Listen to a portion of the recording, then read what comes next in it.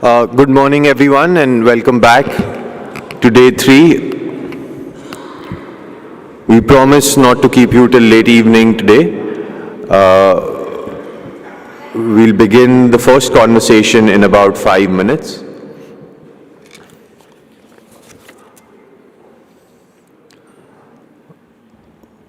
Just a couple of quick housekeeping announcements. We start in 5 minutes, and after this session, we have two parallel sessions, one in this room and one in the round table room. Here we will have a conversation on digital public infrastructure, and in the round table room we will have a conversation on women-led development.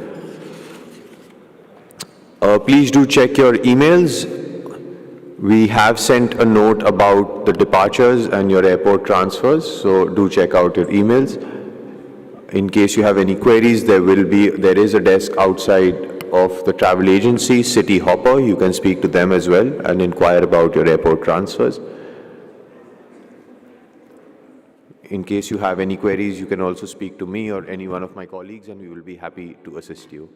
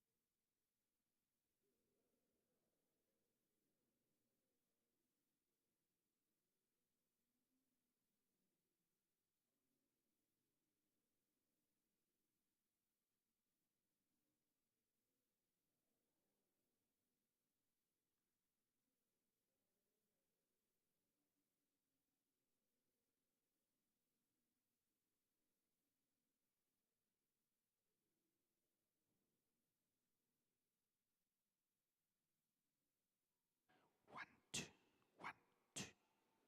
You got one, two, three. One, one. 1, 2.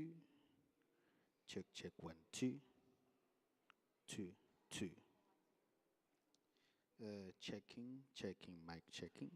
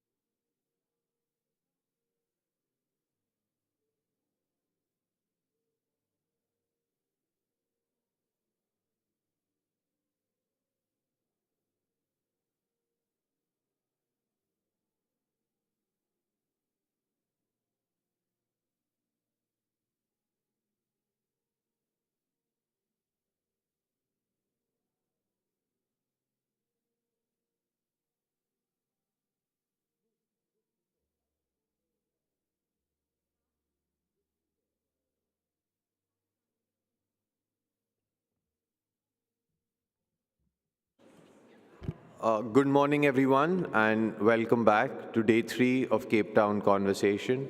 Once again, we thank all of you for your very active participation over the last day and a half, and we hope you bring the same energy today. As I mentioned earlier, we promise not to keep you till very late today. We'll have sessions up until lunch with a nice 20-minute break in between, as Dr. Saran yesterday mentioned, so that you can have a cup of coffee at your leisure. We will conclude with a lunch. We also have a fun cultural performance for you, which has been organized by Think 20 Brazil. So do attend that and do enjoy that particular music performance. We will conclude with a lunch, after which we have a free evening. So do check out the waterfront and enjoy the city a little bit.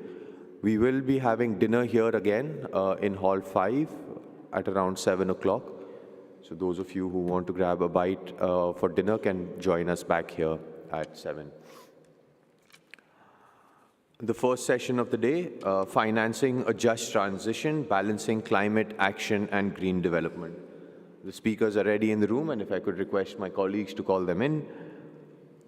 On the panel today will be Dr. Abla Abdel Latif, Executive Director and Director of Research, the Egyptian Center for Economic Studies, Lucy Corkin, Business Strategist, RMB for Strand, Igor Makarov, Head, School of World Economy, HSE University, Dr. Hyung Jong Kim, Distinguished Professor at the College of International Relations at the Korea University, and moderator, my colleague, Dr. Nilanjan Ghosh, Director, Center for New Economic Diplomacy at ORF, and also the Director of the Think 20 India Secretariat.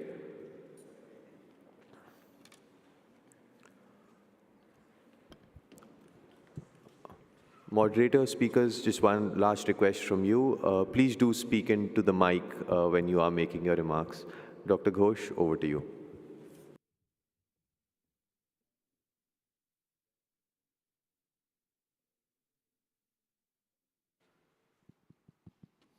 Hello. Yeah. Okay, a very good morning, ladies and gentlemen, and let me welcome you to the early morning session on financing a just transition, balancing climate action and green development. I can assure you that this is going to be an exciting session with a galaxy of superstars in the domain speaking, namely Abla Abdel Latif, who happens to be the Executive Director at the Egyptian Center for Economic Studies, Lucy Corkin, Business Strategist at the RMB, Igor Makarov, Head of the School of World Economy at the HSE University, and Professor Hyung Jong Kim, who is a Distinguished Professor of International Relations at the Korea University. In fact, it's only pertinent, before I get to the speakers, to provide a perspective of things on where we come from as far as this session is concerned. Now, it is a fact that humanity is encountering the cost of being myopic, the inherent myopia of pursuing unbridled growth without really acknowledging the costs of growth. Now, this cost of growth has taken the form of the devil incarnate, climate change. Quite naturally, treating it from that perspective of what we call the global commons, there's a global call to creating alternate pathways, alternate development pathways. To avert the catastrophe, we have to radically change and radically switch to a sustainable net zero future. Now, this transition is not easy, but we need to make it fast. This is more so because it's simply the elephant in the room that we are encountering at this point in time. But at the same time, if we have to make it fast, we need to take into consideration the fact that it has to happen in a fair and inclusive way. Large parts of the global south, at this point in time, who are bearing the cost of industrialization and the pursuance of unbridled economic growth of the global north, are essentially the ones who may not have the wherewithal or the bandwidth to make this transition without incurring the cost, the huge economic cost in the form of sacrificing their growth, sacrificing their development aspirations, employment, human capital, and overall economic well-being. So the question is, who will bear this cost? And how can the cost essentially be borne through various financial instruments?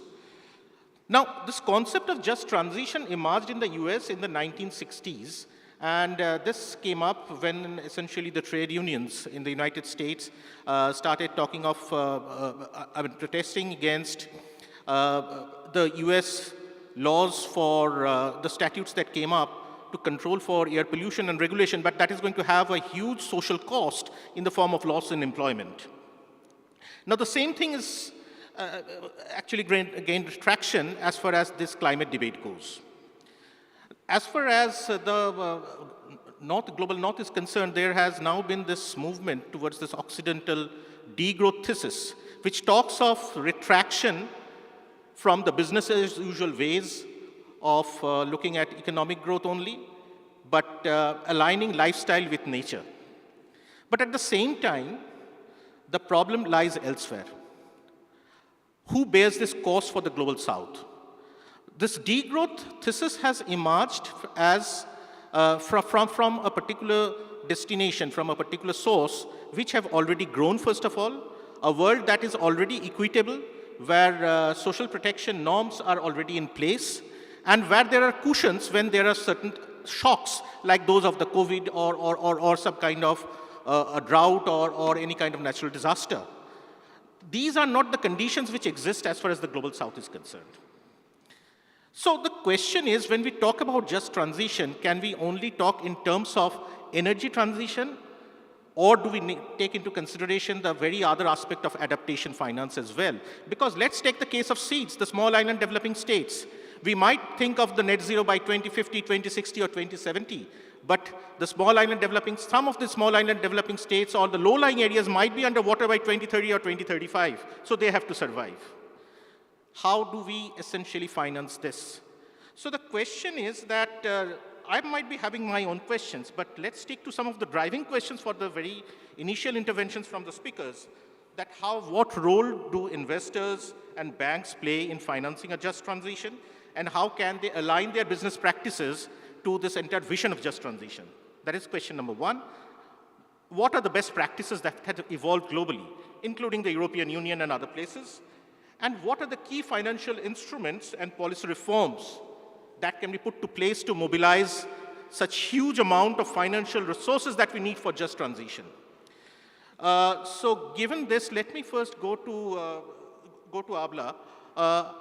Abla, in fact, you have 5 minutes. I'd request all the speakers to have their initial interventions for 5 minutes, after which we can have a second round, or we can go to the floor. So Abla, over to you. Good morning, everyone. Thank you, Mr. Moderator, for the introduction on the topic. Let me start the talk about just transition at 3 levels, or in 3 points. First one is the global responsibility. Second one, a very important distinction that we have to make. And the third one is very much on the ground, specific examples related to the banking system and to the businesses. On the first point, we cannot talk about any change in the climate condition, any improvement in the life of people in Africa and in other areas that are affected by the climate deterioration, if the international community does not meet its responsibilities, okay? At least their fair share of responsibility by 2025. They have committed to a lot of things and they did not realize them, and it's important that they do, for starters. Otherwise, we are not going anywhere. And I'm talking specifically about what is called the new collective quantified goal for climate finance, which they said that they are going to talk about, and that is going to lead the commitment take the commitment for a floor of 100 billion to higher levels, and that this is going to be in COP29. Okay, this actually already mentioned. So this first macro level responsibility is essential. So my second point is about the distinction. We have to make a very clear distinction between climate finance and just transition finance. They are quite different. Just transition finance has 2 goals: to have the shift, that transition to a low carbon economy and leave no one behind. Climate finance is simply talking about the first one and not necessarily achieving the second one. It can happen and it might not happen, okay? And the scary part is that these 2 are actually dealing with the same financial tools, so it's very easy to fall in the first segment because actually it's easier. Okay, leaving no one behind is tougher. And leaving no one behind with this meaning depends a lot on the nature of the country. So if you're talking about middle income countries in Africa like South Africa, Nigeria, heavily relying on fossil fuels, these we are talking about reskilling workers, creating green jobs. Other countries which are poorer, okay, you have to make an entire shift for the communities to be able to meet the new requirements. Just an example. Now, the tickets that are related to the leaving no one behind are usually smaller. You're talking about infrastructure related to communities.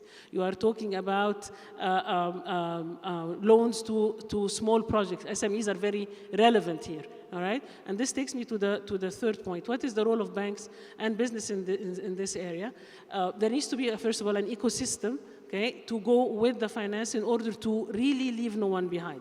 When we talk about banks, and I'm going to be very specific, banks, when they give a loan to SMEs, the credit officer in the bank looks at a small enterprise just like the same way as he looks at the big enterprise. It's the same steps. And he's evaluated on the value of what he has achieved, which means that they do not understand the culture of the small enterprises and they're not eager to go after them. And what is needed is to have lower interest rates and have incentives in banks that go for the loans that link not just a green project, but that link the green projects with the training of workers, with the social obligations in a real way and not just on paperwork.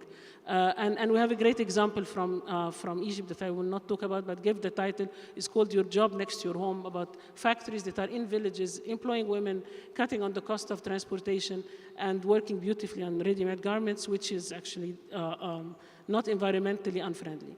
All right? On the businesses side, this is interesting, and here the lesson comes from the developed world. The core values of about 90 or 100 international companies were changed recently, shortly before the COVID. And what it did is actually revisit the concept of profit maximization. All the time, it's profit maximization, your responsibility to shareholders, and then the CSR is this nice, cute thing that you spend some money on in order to improve your image. The new values are incorporating the two together, so the company becomes a purpose-driven company, which is achieving a lot of social objectives and environmental objectives, okay, and not just working on the profit.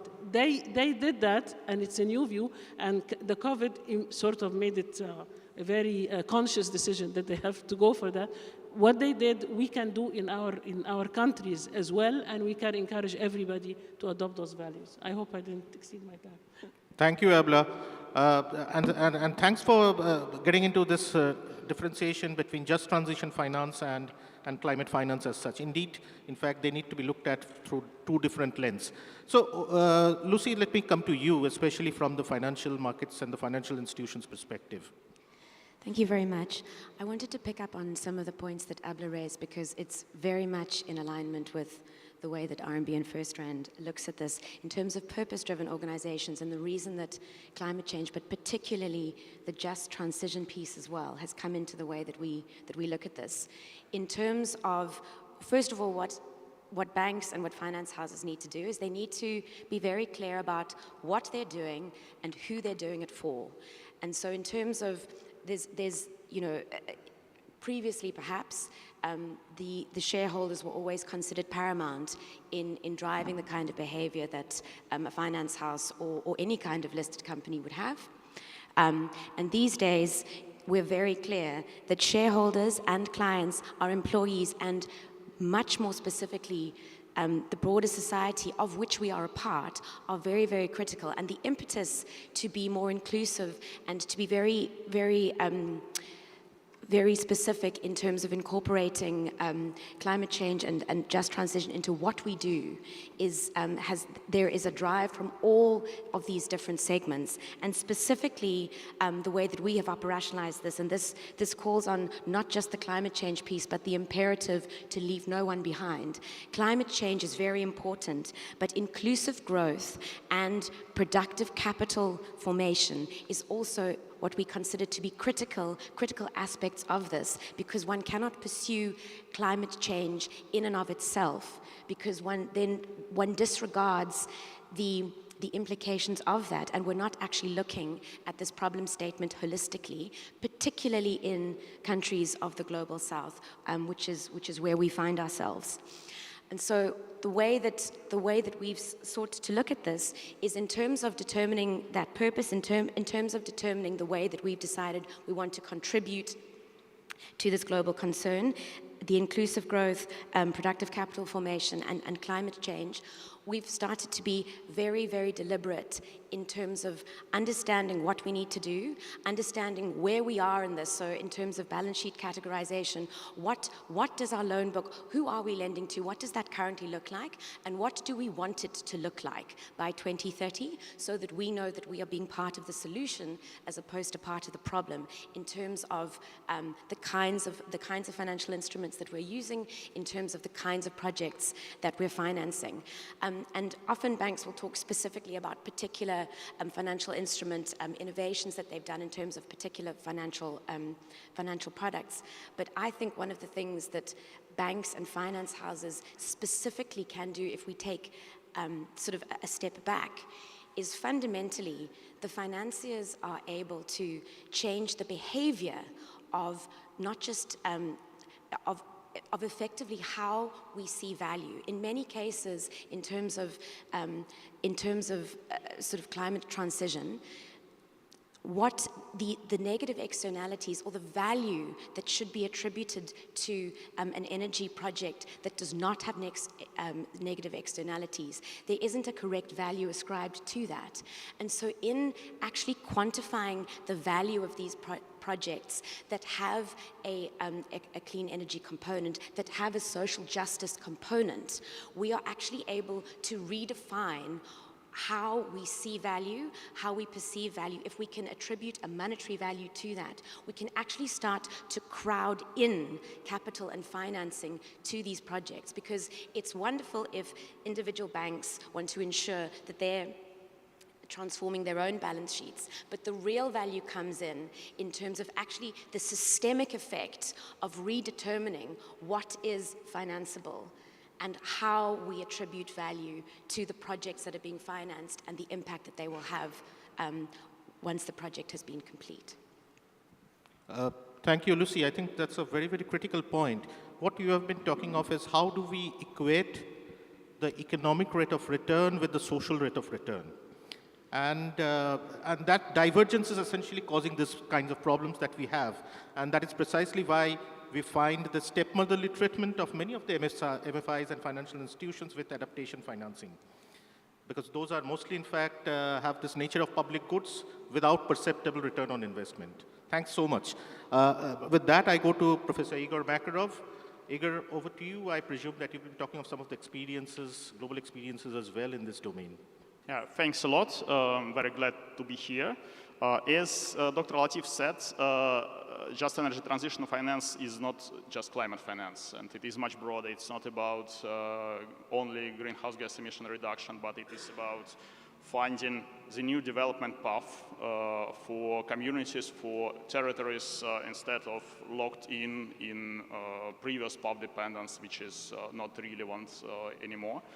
And in this sense, I think it makes sense to look not only at the best practices of just energy transition, but to look at the best practices of just transitions in general. For example, in my country, when we say transition, in Russia, we usually refer not energy transition, but transition from command and control to private market economy. And after the collapse of the Soviet Union, we got several hundreds of cities and communities which were created, which were built in the Soviet Union in order to provide some productive capacities with labor force. And after these productive capacities became incompetitive after transition to the market economy, so hundreds of thousands of people left without any economic prospects, and with necessity to transition for the new reality. And this is a huge experience, and we have a lot of failures, of course, we have a lot of success stories. And the same story is in many Western countries with accelerated globalization. When globalization accelerated, many communities and many cities, again, left specialized in conventional industries, which became incompetitive compared to the same industries abroad. And we have communities in the United States which are something which is shown in movies like Nomadland. And we also have huge experience here. So we have a lot of failures, we have a lot of success stories in just transition, and we have derived lessons from that. What are the lessons? The transition is just and successful, first of all, when the whole system approach is used. When transition is considered not as compensation of losses to those who are affected by transition to something new, but as a means or as an opportunity to find some new competitive advantages.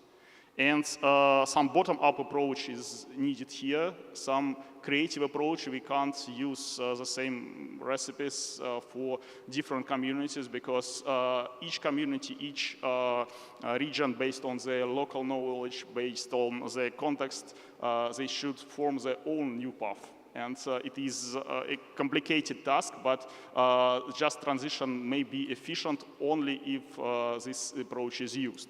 Secondly, people's dignity should be ensured. It should not be just some technocratic measures like retraining or providing compensations. We should create the new identity, and we should involve people into this identity, and transition may be efficient only if people keep dignity and keep respect to what they do and to where they make this transition. And finally, the third important condition of efficient just transition is the use of public-private partnership.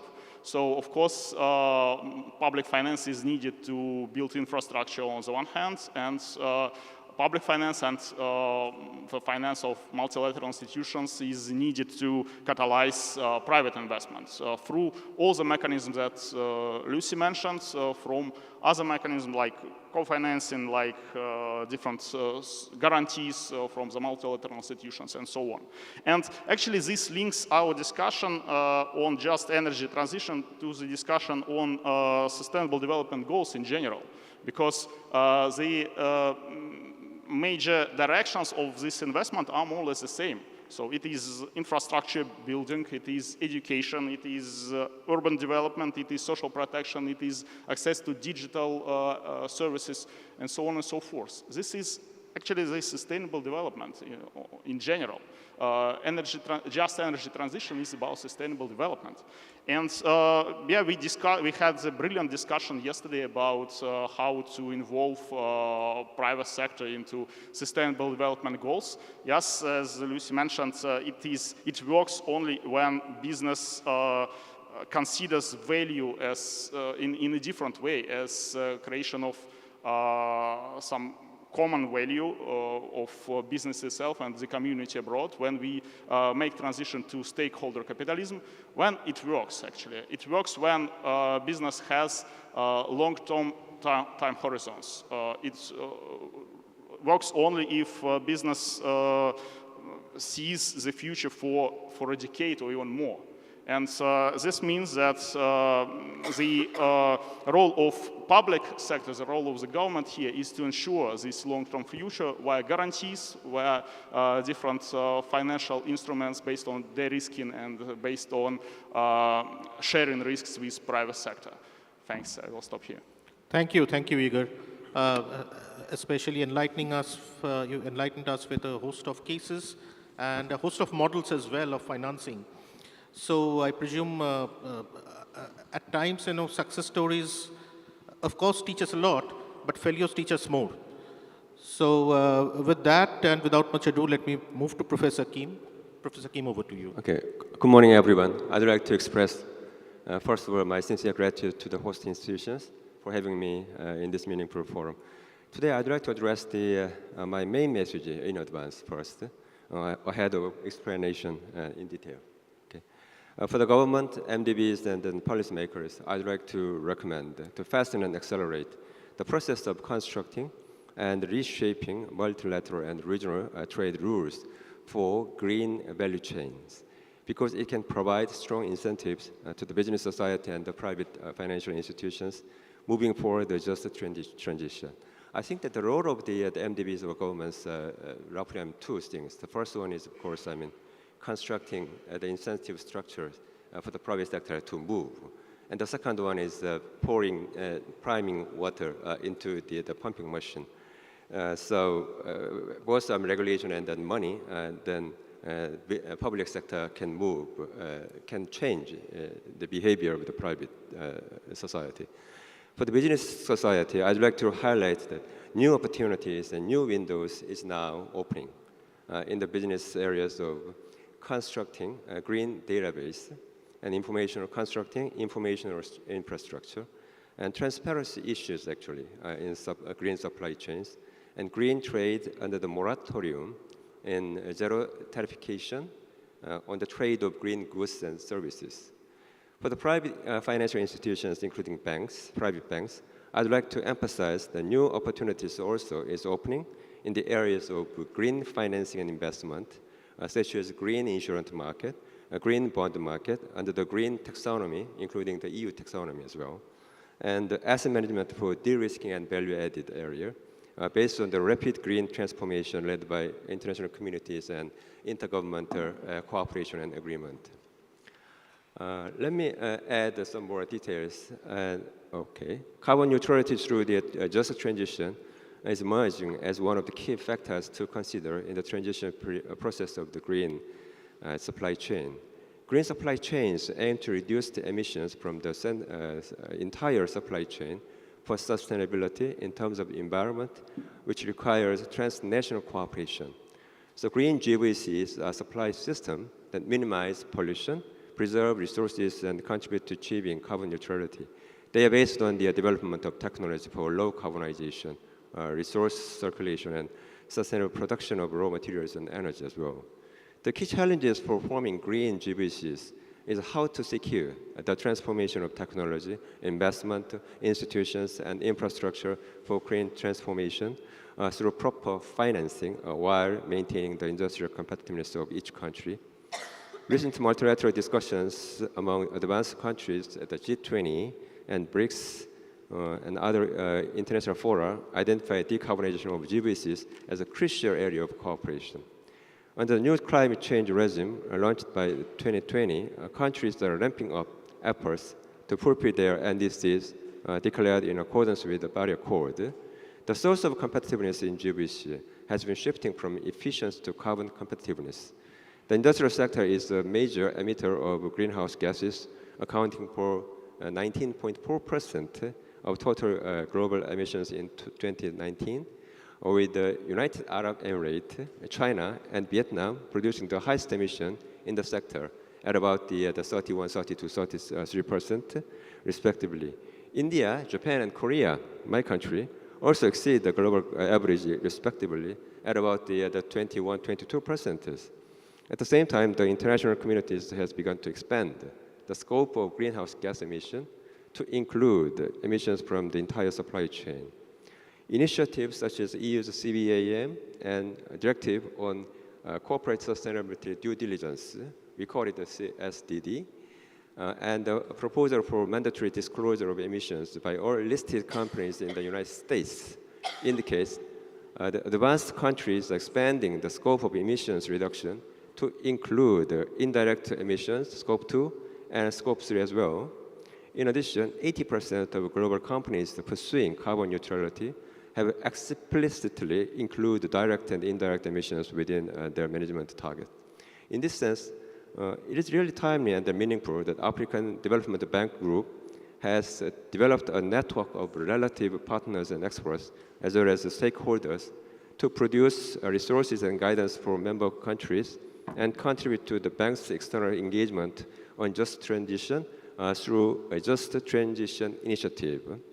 I believe the African countries can be key countries in the formation of a green value chain as a very rapidly growing economies together with the fast-growing human capitals, a social network, and the natural resources for the green transformation, driving the access of the international communities, economies, and the key trading partners in green value chain. African countries are closely interconnected through African Union and other regional FTA initiatives, and are indispensable partners to the outer world. Therefore, cooperation can be made within countries and beyond the boundaries of each country towards the out of Africa. Driving major changes by oneself all at once is difficult, but realizing small changes gradually together with many others is relatively easier. If you share the successful experience we have achieved through green value initiatives in the past and open our heart to gather wisdom, we can discover the keys to establishing new cooperation and order in a form that the world can conform and trust. I hope a variety of African initiatives through G20 in 2025 and other fora can make decisive points for this process. Let me stop here for 5 minutes. Talks allowed to me. Thank you. Thank you, Professor Kim. We have around 11 minutes left, and I'd like to open this to the floor for questions. We can take 2 questions from the floor. Please feel free to shoot.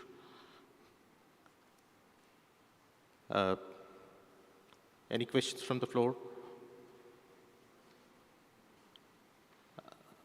I think presentations didn't leave room for much questions.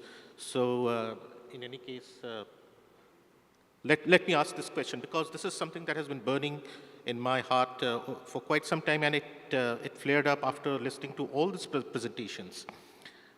Do you really feel that while we talk of just transition, we simply cannot do away with adaptation? Given the fact that you might think of energy transition can happen tomorrow or day after or wherever, but in most cases, look at the net zero targets. It's 2050, 2060, 2070. Now, when we think of, suppose, let's take the example of some of the low-lying areas or the small island developing states. Now, they might not exist till that time. They are slated to essentially move out from the face of this planet by, say, 2030, 2035, 2040.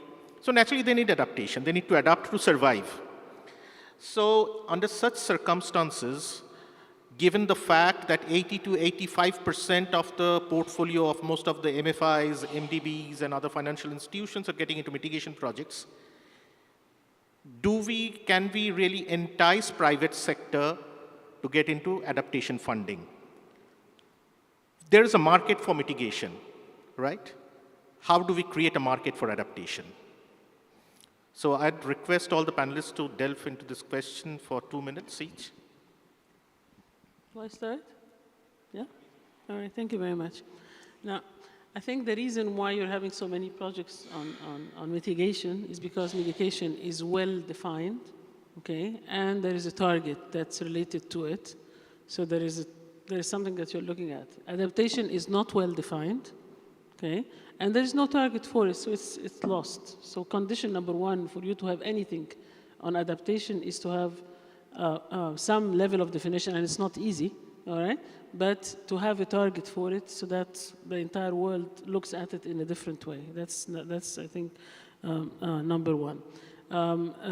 Number 2, in my opinion, I think the loss and damage fund, which is being talked about, and it started in COP27 in Sharm el-Sheikh in Egypt, it's very scary, and there are lots of fears that it's going to blur the adaptation. It will be looked at as if it's, compensation for losses, and it would have the attention and focus attention and not have it on adaptation, which is more essential. And that's also a dangerous thing. I think the adaptation projects are going to come from inside the communities more than anything else, more than outside, okay? For them to be less risky, for the private sector to enter and to expect an ROI, it has to be less risky. For less risky, you need 2 things. You need an ecosystem, okay, that defines the projects well, okay, looking at the grassroots, but defining them properly with institutions, governmental institutions that have enough capacity building to handle this.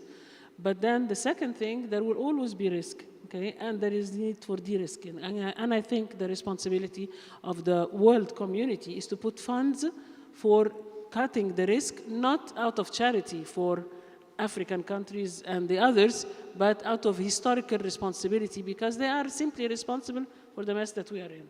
Thank you. Lucy, what can entice your institution to get into adaptation financing? Quite frankly, I think it's an imperative, because if one doesn't take into consideration the adaptability piece, we're not actually going to solve the issue at all. So we talk a lot about just transition, but I think we forget that we need to have a sustainable transition as well. And we are not going to have sustainability unless we solve the social component of climate change and the green economy. There's a very well-worn African proverb that says, if you want to go fast, go alone. If you want to go far, go together. And this is no less relevant in this context. We cannot leave anybody behind. And Abla was talking about the ecosystem, about being very aware of the ecosystem. This is a highly complex issue. We cannot divorce the social component from the green energy and the climate change component. They have to be considered together. There is a social capital piece.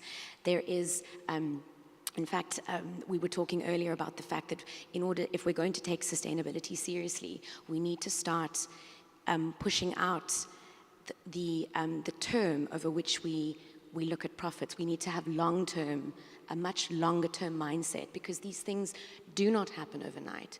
There is a huge imperative to do things and to do things fast, but we also have to do them sustainably. So we have to be much more long-term in our thinking. And this is completely contrary to the traditional mindset of corporates and particularly banks.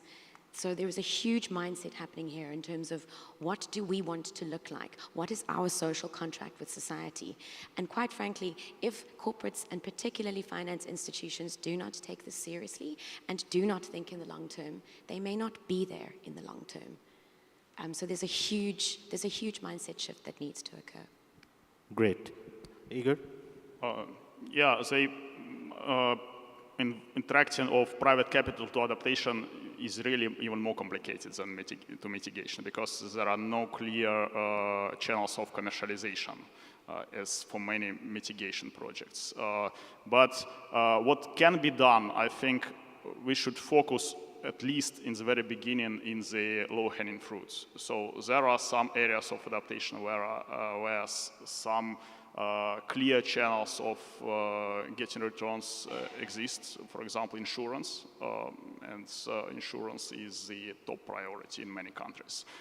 And the second low-hanging fruit in many countries and in many regions, including my own, concerns projects adaptation projects which are linked to mitigation. For example, in case of Russia, these are projects in forestry, preventing forest fires. It is a means of adaptation on the one hand, but it also prevents emissions to the atmosphere on the other hand. And here, carbon markets may exist and may ensure this return. And I want once again refer to the yesterday's session on attraction of private finance in SDG-related projects.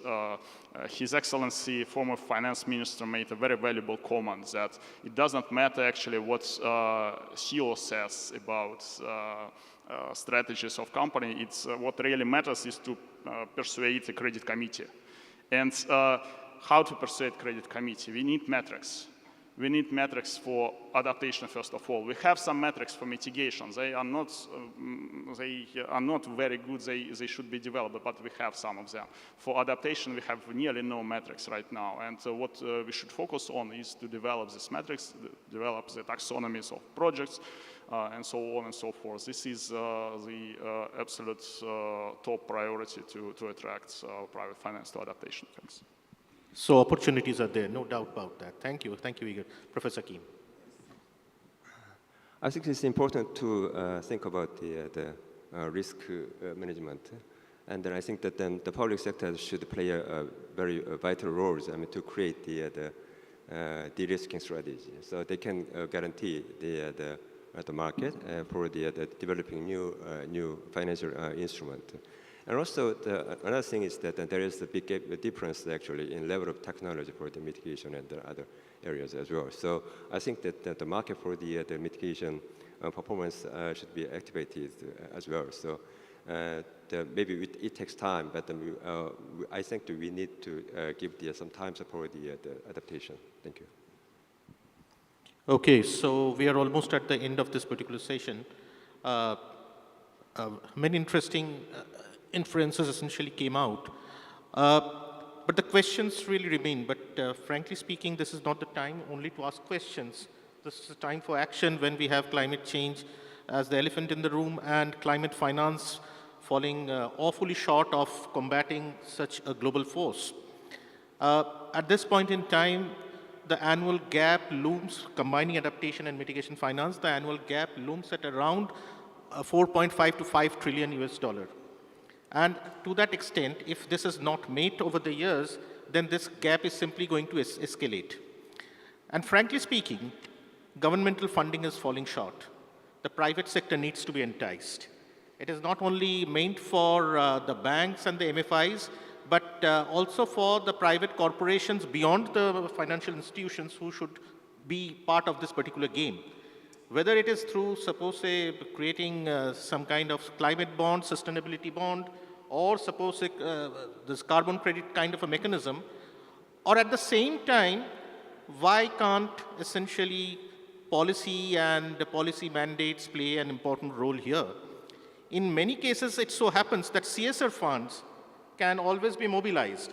If suppose there is some kind of a governmental mandate that 50% of the CSR fund has to get into either adaptation or suppose say loss and damage or suppose say mitigation mode, something like that.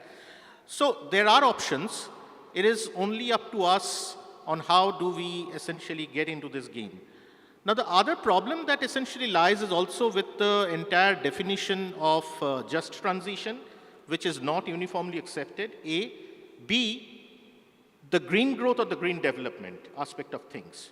So if we at all have to juxtapose these two, we also have to acknowledge the trade-off between the two. Yes, we need just transition. We want green growth, but green growth is simply not going to happen tomorrow.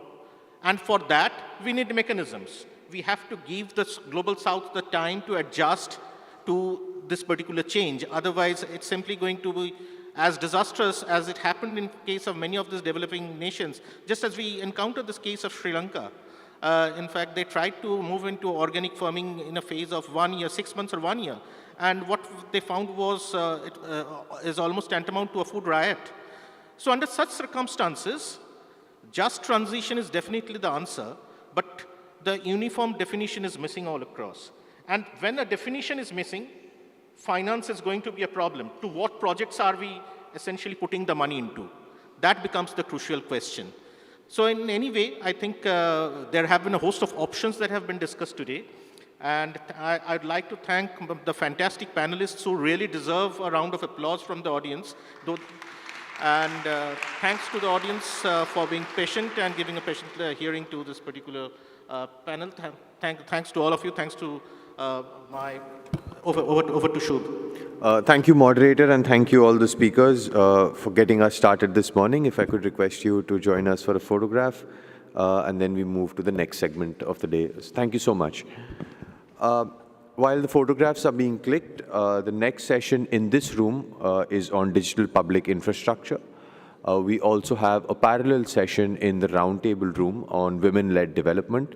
So we have a 3-minute transition time. Those interested in the women-led development conversation can please make their way to the roundtable room. It's on the 3rd floor, so you just take the door on the left, take a left, and then right upstairs. So we have a 3-minute transition time. Those interested, please make your way there. Some of you would have also received invitations in your inbox regarding that session. So those of you confirmed can make your way there now.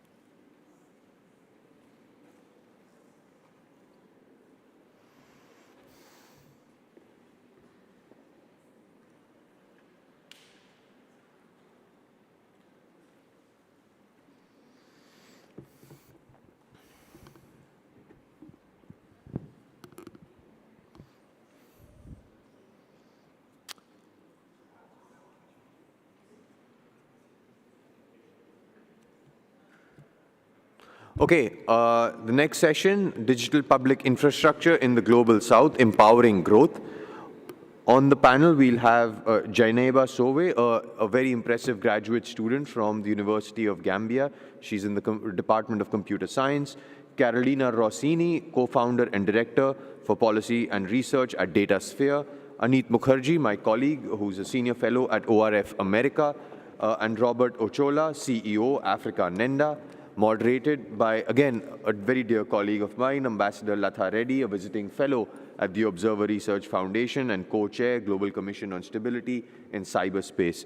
And a little trivia here as well, Ambassador Latha Reddy had, in fact, started the Indian consulate in Durban, and she's a South Africa veteran, and in fact has met President Mandela a number of times, if I'm correct, ma'am.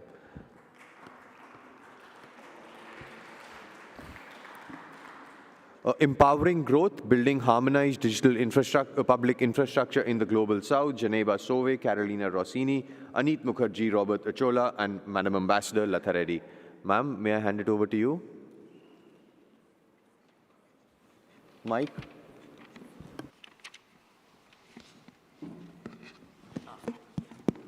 Okay, I needed to switch it on. So much for my technology skills. You know? But good afternoon, everyone. Good morning, everyone. It's a great pleasure to be here, and you've already heard a brief introduction of my fellow panelists, but let me go through that in a little more detail. To my left, you have Robert Ochola, CEO, Africa Nenda, Kenya. Africa Nenda means let's go Africa. To his right, I have Jaineba Sowe, who's a graduate student, Management Development Institute from the Gambia, from the University of the Gambia. And she's going to give us a really interesting case study of what has been done in the Gambia on the ground. Next to her is Carolina Rossini, the co-founder and director for policy and research, the DataSphere from the US. And last but certainly not least is Aneet Mukherjee, senior fellow from the ORF, the Observer Research Foundation in America. So a brief introduction about myself. I'm Latha Reddy. I'm a retired ambassador. I used to be a distinguished fellow at the ORF. I'm now a visiting fellow of the ORF. I'm based in Bangalore, the IT city of India. And I've done a lot of work on cybersecurity policies and on technology, strategic technologies, in my stint as the Deputy National Security Advisor of India. I'll be the moderator. The way we're going to run this session is that I will address specific questions, driving questions as we call them, to all the panelists. And after that, we are going to move on to a Q&A session with the audience, and we'll try to come up with some specific recommendations as to where we go from here. How do we achieve our aim of scaling up the digital public infrastructures and making them truly universal? So let me begin by asking Carolina Rossini that, Carolina said that she found that not everybody in the audience was necessarily from a technological background. And she thought it would be useful if we kicked off by talking about what exactly we mean by digital public infrastructures. So, Carolina, over to you.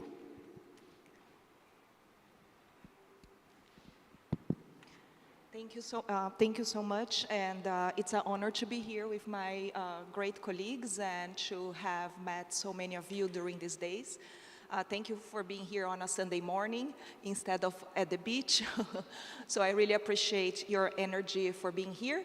And I'm actually originally from Brazil, being based in Boston, but I never left Brazil. And through the years, I worked on things from open educational resources to open source to digital inclusion, so forth and so on. So actually, digital public infrastructure is not a new narrative, even if it's a new name. Countries around the world, and I think we heard that in various panels, are taking, yes, this mic is so heavy. Countries around the world are taking to digital solutions at an unprecedented pace, and I think we saw that in many panels, and that rate has sped up after COVID. While this digitalization process seems to be inevitable, countries still have the choice of deciding not only how to digitize, but most importantly, for whom. And I think the Brazilians yesterday, assuming the T20 coordination, have expressed that for whom very clearly.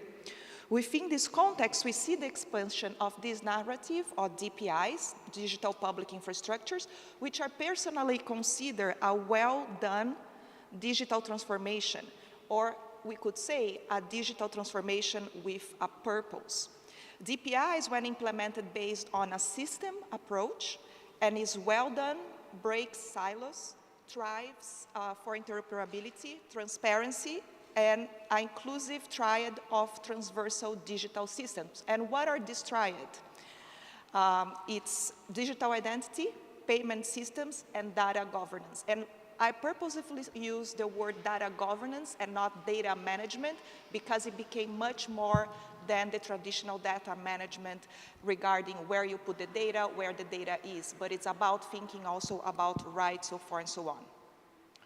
And when I say data governance, oh, this mic, yes.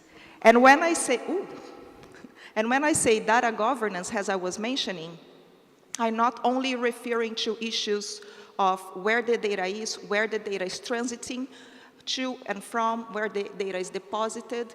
I'm also referring to issues of privacy, data protection, and also how we actually enable data sharing when we need, right? We need to enable data sharing, and the panel yesterday on data flows talked about that, based on issues of public interest, from climate to health, to all these issues dealing with global challenges that are common challenges. At the DataSphere Initiative, the think tank I co-founded, we say that we need responsible frameworks on data governance. So the value of that data is, generates equity to all.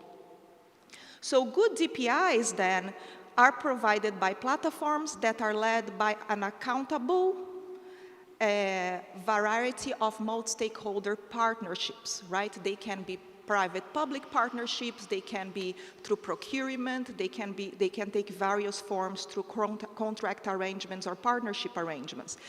They must be human-centric and focus on inclusion and ethics, something that for the new head of the G20, Brazil, the country of my origin, is very focusing on.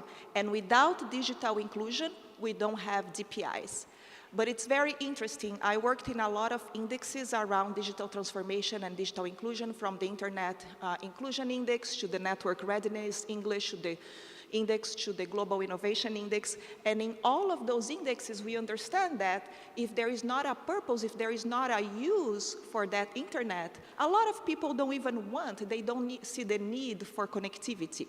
So if you want to connect somebody from the agricultural sector, or if you want to provide financial inclusion, that technology must serve the user. So the DPI also must serve the user, especially populations at risk, such as refugees, which is an issue that lots of our countries are dealing with. Carolina, we'll have to keep the responses a little briefer, please. Thank you, yes. Yeah. One final is actually an example from Brazil. So besides the India stack that Anit is gonna mention, Brazil is actually not behind the DPIs, and we have a very extreme example called PIX. Called PIX, right? And PIX is a payment system based on a digital ID system, and since its launch in 2020, more than 140 individuals, about 80% of the adult population that's connected, remember not everybody in Brazil is connected, are using PIX. So we must lay down this plumbing for an inclusive digital society. Thank you. Could I turn to you, Robert, to shed some light on the first question, which is, should efforts to scale up DPIs, which is what we're calling digital public infrastructures, and accelerate data flows globally, take place in parallel or reinforce each other? Yeah, thank you very much. That's an excellent question. I just want to build off what Carolina was talking about, and just building off, I think, what we all know as the India stack. And the India stack used sort of 3 elements of digital public goods to conceptualize what we now know as DPIs, which of course you mentioned is not a new term. They did theirs at 3 levels. They started off with the digital identity, Aadhaar, and they've made that available through an open source solution called MOSIP, which they're trying to roll out across different markets in the world. The second layer, of course, was the payment system, UPI, and PIX is another example. In Africa, the best example is what is being done in Ghana. They've probably got the most advanced interoperable payment system. And then the layer that goes on top of that is data exchange. So to your question around should we do this in parallel, or do we need to do it in sort of, a single approach? My view, and I'll be very sort of focused on the continent of Africa, is today we know that despite all the changes, all the modernization around mobile technology, around financial inclusion, we still have 450 million Africans who are financially excluded. And we've done some work, and we realize that if we look at the trajectory in terms of moving people who are financially excluded into the financial inclusion bracket, and we look at a 10-year regression, the number is reducing by minus 4.5%. So if we continue on that trajectory up to 2030, we'd only have brought on board 100 million. So it means by 2030, we'll still have 350 million Africans. And we project it further to 2050, that number only drops to 250 million. So that's a big problem. So my view is that we still have to focus on a country level where we roll out cost-effective solutions which using digital public goods, and we have great examples of doing this. Rwanda today is building their own system using open source solutions, and that brings down the cost. And that's quite critical, because what you're finding with a lot of these technology products is you have to bring in engineers from outside the continent, and you're not actually doing significant training or transfer of knowledge. So we're working with Rwandan engineers. One of the greatest moments for my career actually was last year when we span up a DP, digital public good, which is a payment solution using an open source solution, and we had 60 engineers, graduate engineers from the ages of 20 to 25. All of them were Rwandans. And I think that's the power of what digital public goods and digital public infrastructure can do. It'll bring back control. It'll allow us to upscale our technical resources so they can chart a roadmap that then affects the 450 million Africans. So I believe we need to focus on a country level first, and then once you figured out the country level, then the issue of data exchange for cross-border can take place at a phase 2. So I think the first thing is sort out in-country issues, and then once you finish that, then pivot to cross-border. Fine. Anyone else like to chime in on this particular question of should it be happening parallelly or should it be happening reinforcing each other?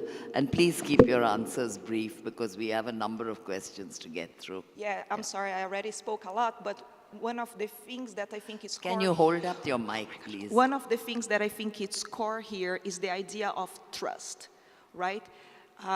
There are a lot of geopolitics here involved on countries cooperating on international solutions, but we must cooperate to deal with some challenges that are global.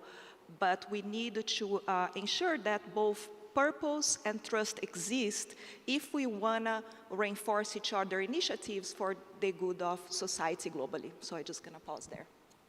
Thank you. Anit, you're good with this? And Jainaba, we're coming back to you because she's going to actually give us this case study, which is very, very important to see what's happening on the ground. The second thing is, which I think we've already touched on, that can G20 countries enhance cross-border data flows in areas such as payments, agriculture, and health by drawing on and broadening the geographical scope of DPIs? Who would like to take this one?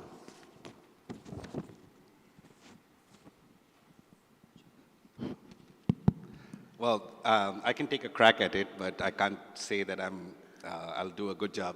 But let me just say that not every day in your life you get to speak in front of two presidents who have been my idols and have given us hope for the world. So I salute you, Your Excellencies. Thank you very much. So I think just taking off from what the discussion has been until now, so as somebody who has been associated with what we now call DPI, but when we started with Aadhaar about 14 years ago, we had no idea what we were doing. I'm an economist in the middle of a group of technical people talking about biometrics and IDs. But what was important, and I'll come to the G20 issue, but what was important is that when you went to any public district court in India, in the rural areas, you will find a line of people in front of the notary trying to prove their identity, trying to prove who they claimed to be, not who they were. And there were 25 ways of proving who you were in front of a court and a notary, and that cost a poor person about 10 days of wages. And just the fact that you could have one number linked to your biometrics and that could prove who you claim to be, I think reduced the costs of just proving who you were for especially a poor person. I come from a middle-class family, so it was not a difficult thing for me, but that is what I think Aadhaar at the base level and any ID system which helps people prove who they claim to be in a cost-efficient manner is what digital public infrastructure is. It changes the lives of people on the ground. And coming to all the other discussions about global standards and things like that, when any one of us, when we come into a country, we switch on our cell phones after the flight, and we expect to be connected to a GSM network. And when we enter this place, we just put on our Wi-Fi, and we expect to be connected on WhatsApp. I think nobody in this room has not sent a WhatsApp message. So at one level, if you think of it, we are all connected in a World Wide Web of data. And that is something that we should take into account. Now, how do organizations like the G20, which spans a very diverse set of countries, make sure that this is not only in cellular networks, but also in financial transactions, in terms of proving one's identity, in terms of having an exchange of data in different sectors, for example, health and education. And we'll hear from Jainaba, I think, later on. But I think that is where standards and open standards are extremely important, and that's the basis of digital public infrastructure at the core. Final point, I think we have kind of forgotten how the internet was formed. It was based on protocols. So HTTP is a protocol. SMTP, where we all send emails, is a protocol. TCP/IP, where transfer of data takes place, is a protocol. And what happened over time was through different things, like especially within G20, some countries had the big platforms, we moved away from protocols to platforms. And it's time to get back to the protocol to make sure that the data exchange among G20 countries, among OECD, takes place in a seamless manner. Thank you. Anyone else? Yeah, if I can mention Mic quickly, up to your mouth, please. and if I can mention quickly, I love that you brought the tech side, the geek side, right? And one of the important things here is that we need to bring more geeks to the table, right? I'm a lawyer, I work in technology for 25 years, but I still don't know how to develop software, right? So we need to bring the IEEE, we need to bring CODATA, we need to bring those organizations alike to then talk to the users, to then talk to the policymakers, so when DPIs, when those services are developed through a platform model or not, the design is user-friendly, the design is inclusive, the design takes into consideration diversity and accessibility issues. Otherwise, those DPIs will have a large barrier in terms of adoption. Jainaba, I'm going to, would you like to say something on this? Yes, Thank please. you. Just something After that, we'll go back. Something very quick on that. I think from a G20, G21 perspective, there needs to be a change in mindset around, I'll talk at an infrastructure level. Because today, to talk about driving the infrastructure required for DPIs, if you're looking at 54 countries in Africa, you need what I call tier 4 data centers. One costs about $5 million.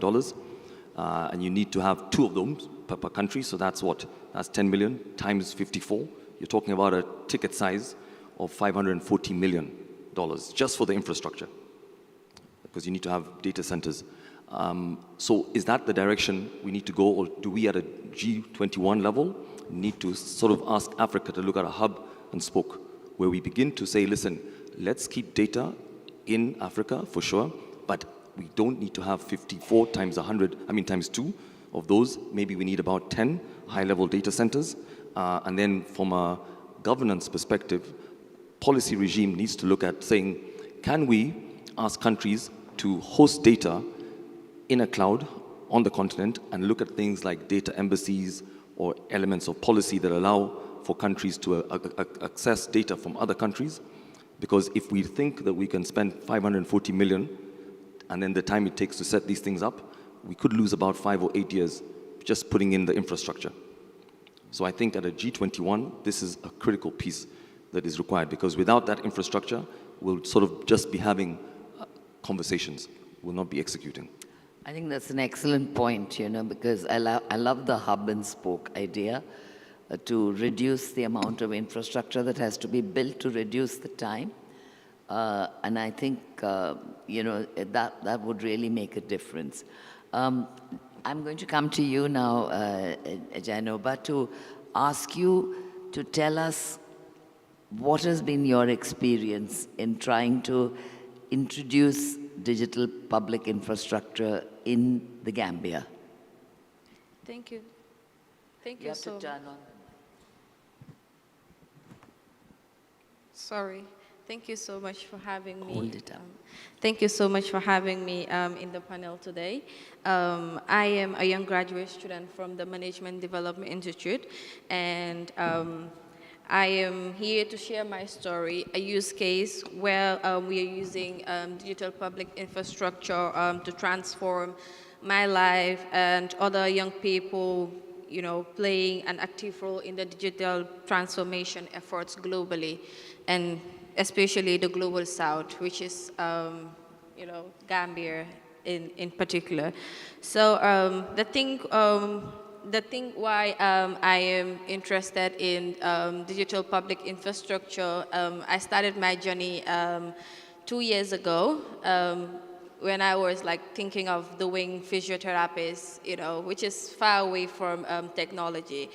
But there was a story I shared in Kigali Global Dialogue, and I think I'm going to share it today here again, which inspired me to be in DPI, to, you know, to help to learn and, you know, inspire young people like me to like be in DPI. So the story was about a woman who was in labor, who was about to give birth, and I forgot to say that I am part of the Red Cross. I've been volunteering in the Red Cross for over years. So in my neighborhood, the woman was in labor and she was about to give birth, and you know, we don't have easy mobility access in the Gambia. You know, some people, I've talked to some people here, and you know, I was talking about Open Gambia Network, which I will talk about, and they were telling me where is Gambia located in the world, you know, and you know, I showed them in the map that Gambia is, you know, in Senegal, not, you know, we're surrounded by Senegal. So this woman was in labor, and you know, at 3 a.m. at night, and we couldn't find access. We couldn't access a mobility for us to take her to the hospital. So it was very difficult for us to take her to the hospital, and unfortunately, she gave birth outside the house, so which was very unhealthy, and it was risks for her and the baby. So at that time, like I was doing my I was just starting my course in information systems. And like I was like, I'm doing computer science, and we can use technology to solve these challenges we are facing. Since the government, like we don't have people that are supporting youths and women, especially to, you know, to solve these challenges we are facing. So we have, like, they introduced me to Foundation for Digital Economy, where ANID is, and you know. They teach us on digital public infrastructure. They let us know what is digital public infrastructure and how we can use it to transform into the digital world. So, you know, I started learning about it like early this year, and you know, here we are, you know, we are launching Open Gambia Network on Saturday next week, 2nd December. And you know, it's a success because we were imagining how we can use DPIs to solve these issues that Gambia is facing, you know, at large global south. But here we are launching the foundation, which is concentrating on transforming health sectors, mobility sector in the Gambia, hospitality, education, how we can make life easy for Gambian citizens at large. So we are starting with retail sector, where we can bring all these retail sectors, players, in not only in the city, but local retail players.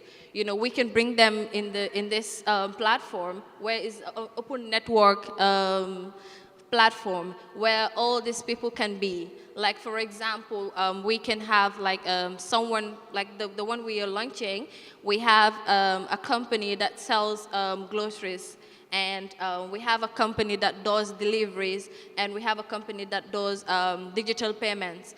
So we were thinking about how we, you know, bring all those retail players in one umbrella so that they can communicate and speak the same language without you having, like, without you going to different applications, buying things, you know. It costs a lot, like resources, internet, and money. So we're building this open platform. We being compliant to like make life easy for the citizens in the Gambia.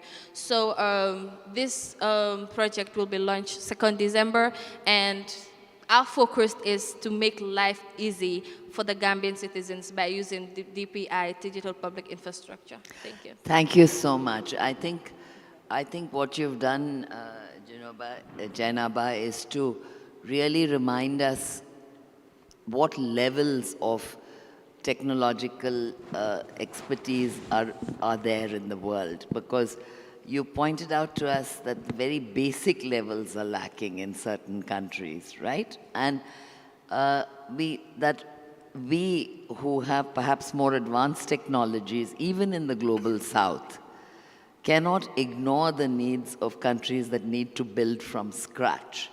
So I think that's a very valuable lesson that all of us should keep in mind. And simply because our own countries have got advanced technologies available to us, we should not forget the needs of those who need these basic technologies to survive, and so on. So I'm sorry, we actually are running short of time, and we need to also move on to a question. So I'll end with my last question, which is, what kinds of trust and confidence building measures can nations engage in to consider a rapprochement between DPI and the cross-border data flows? We've covered it to some extent, but if any of you would like to comment on this in more detail, please feel free. Sure, I can kickstart then. One thing I also want to build from Jais, if you allow me, she said her nickname was Jais back there, is actually, I've done a lot of travel in Brazil and Africa. And actually, the amount of innovation that's coming from our countries. So I don't want to even say that we are behind, because especially at SMEs and startups, it's incredible. But to allow for that innovation, then I can talk about the DPI requirements, right? Those DPI requirements are clear governance, increased trust. Robert mentioned open source. If the government's going to build a platform, DPI, that platform needs to be open so local communities can build upon that platform to deal with local needs. We need to have strong interoperability and portability rules, so you also have competitivity for the private sector, building from the public infrastructure. You have to have openness, right? But that does not trump privacy and data security. You have to allow, as I mentioned, easy DPI connections through APIs, right? You will have to have this user-centric design. And finally, you have to have systems of assessment and accountability to make sure that we are using DPIs for good and not for surveillance of citizens. With that, we're nearly at the 10-minute mark. So before we discuss any further, I just wanted to check if there are any specific questions or queries. Yes, please.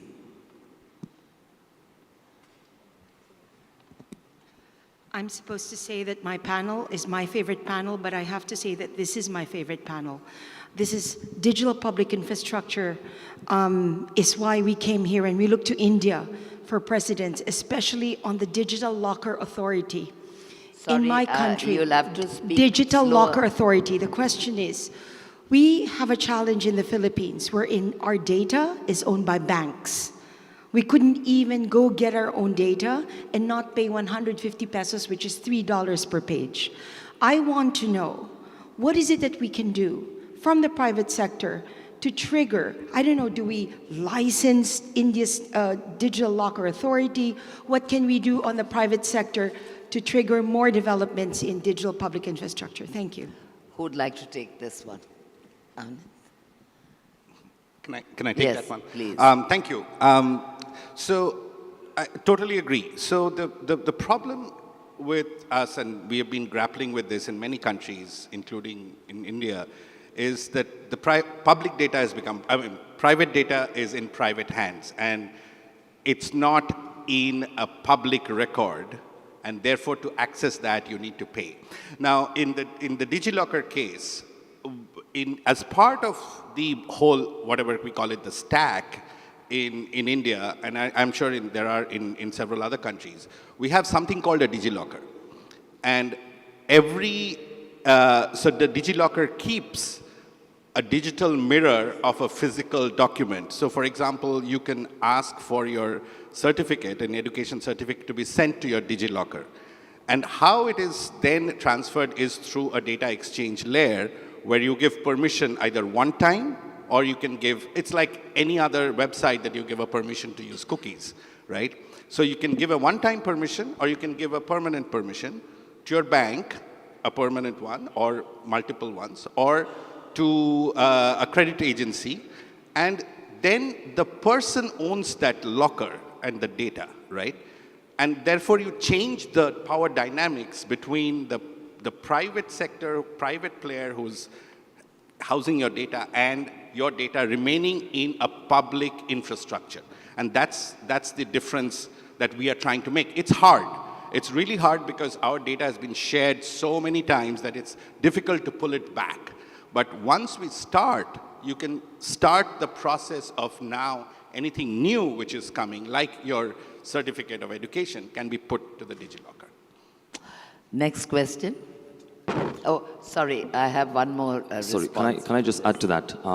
Yeah, from a private sector perspective, it's very difficult, but really it's just around regulation, regulation, regulation. We've really got to push the regulators to push for open finance so that the data then goes back and is owned by you, the consumer. And then you move to what I call a digital supermarket. But without the regulator coming on board, that will be a problem. Yeah, I couldn't agree more. It's about regulation for portability. We need that so people really get the benefits of their own data.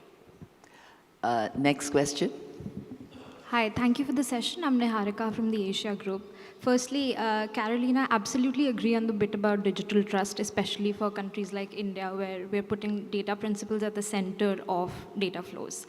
My question is broadly about the private sector, what your views are on expanding the role of private sector in the DPI ecosystem across layers, so infrastructure, tech, application layer.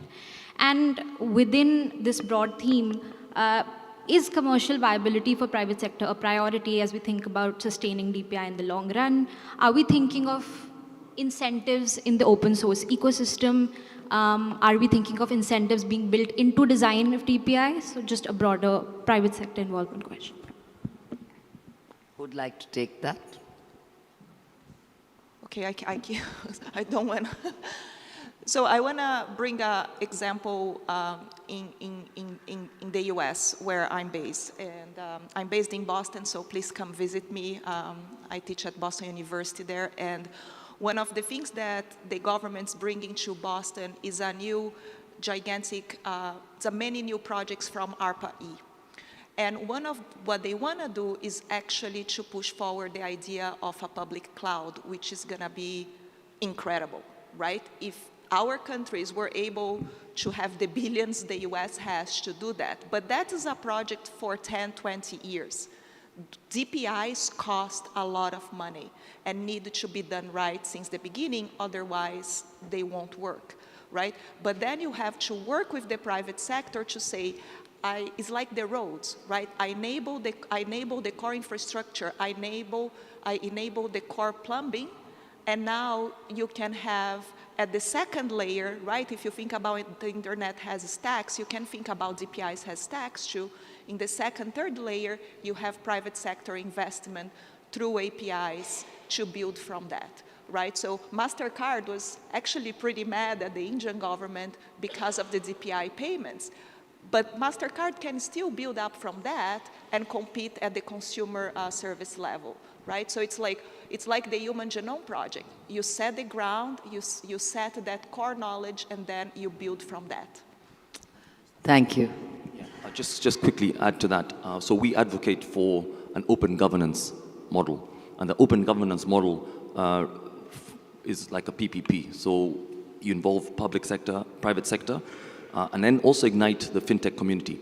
So that at a governance level, you have people sitting at that level. And if we don't do that, then you're going to have a challenge because then you don't have everybody at the table as you're building out these systems. So we are actually trying to drive regulators to look at open governance, which is inclusive, because if you don't have it at that level, then it doesn't percolate down to the technology piece. Thank you. Thank you. Would you like to add something? Yeah. Yes. Yeah. We've got more questions, so can we keep it brief, please? So to your question, like in the Gambia, what we're doing, we're advocating for the government to include youths in digital public transformations in the Gambia, because before we were having a Ministry of Information and Communication, which we're not seeing ourselves as youths into technology, but now we have a separate ministry, that is Ministry of Digital Economy, Communication and Digital Economy, which, you know, they're including youths in participating in transforming like the education aspect, like e-learning platforms we can have for the Gambia. Like Open Gambia Network is focusing on building platforms for youths in the Gambia who don't have access to proper education, like the rural areas in Gambia, where like they will have to travel from from their houses, like some kilometers to the school. Like they will need to cross rivers to come to the city and learn to have a proper education. With this, you know, it can bring innovation, you know, transform, and they will sit in their cities, in their towns, in their villages, and have access to courses, have access to jobs, you know, have access to so many things that can change their lives. You know, we don't need, like, okay, some international organizations can, like World Bank is doing in the Gambia right now is digital ID, where, you know, citizens in the Gambia can use that digital ID to go to the hospital, so that the hospital will know the records of what you were diagnosed with, you know, the diseases that you were having before. These are innovations that are happening right now in the Gambia, but with the support of international borders. If we have that support, because we are having a support from India, you know, the Bacon community, they're supporting us by giving us the idea of open protocols that we're using to build this open systems that Gambian can use. Thank you. Thank you. Next question, please. Yes, my name is Jules Samoti, and I'm from International Red Cross. I'm thanking you for this excellent session. I'm just coming with a question on addressing the point of disruption, because whenever we speak about DPI, we work in the conflict zones until the point of disruptions happens when the cyber operations, cyber war takes place in the conflict zone, disrupting all the delivery of basic services, which became an acute crisis to be addressed. It's just my call to say, whenever we talk about DPI, we must also think on data protection, security, and systems to preserve the delivery of services, and also all the regulations around, as we work on international humanitarian law to see how we can support the state to really be on the right side, because when disruptions happen, it raises a lot of problems today we see around the world. Thank you. Would like to take that? Yeah. Hi, my name is Shyam, and I work for Novel Insights, Washington, D.C.-based data analytics and international consulting firm. And my question is related to technological sovereignty. In the context of the Global South, how important is technological sovereignty in the development of DPI? I'm especially interested to hear about what can be done to ensure that these regions are not overly dependent on external tech providers. For example, are there any lessons that we can learn from India on how they balanced technological sovereignty versus, you know, the need to import technology from the rest of the world? Thanks. Thank you. Would you like to take that, Anna? I want to address the Red Cross question, and I'm happy to discuss this over coffee, because that's a longer conversation. We need resilience when we deploy technology, especially in the context of risk populations and risk zones. We need to count on satellites for that, and we need to count on mobile phones that are interoperable across borders. This is something the UNHCR, the UN Agency for Refugees, is trying to do, to actually work with the telecommunications regulations, that when you move countries, your cell phone doesn't stop working. It's an exception to a telecommunications rule. that is core to deal with issues of conflict zones. Because with a cell phone and a satellite, you have some resilience and you can disperse at least financial support in the case of refugees. Just an example in that regard. Would anyone, I'd like to give each of you just in one sentence, what is your takeaway from this event? So I think the tech sovereignty issue is really important, and I see the Chaudhary there who has transformed Bangladesh. So definitely we learned a lot from Bangladesh, and I think in some way the way DPIs are built, and you heard Jainaba. One sentence. Every country can choose what building blocks to use for their own needs. And that's how I would define DPI sovereignty. Sorry, I took 2 sentences. No, go ahead. One sentence. Okay, there is your tweet. Again, trust and purpose and user-centric design at the core of DPIs. Thank you.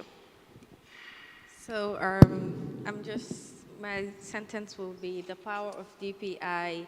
We own it. We, the young people of the Global South, we can make it possible by, actively governments involving us in decision-making and digital transformations. Thank you.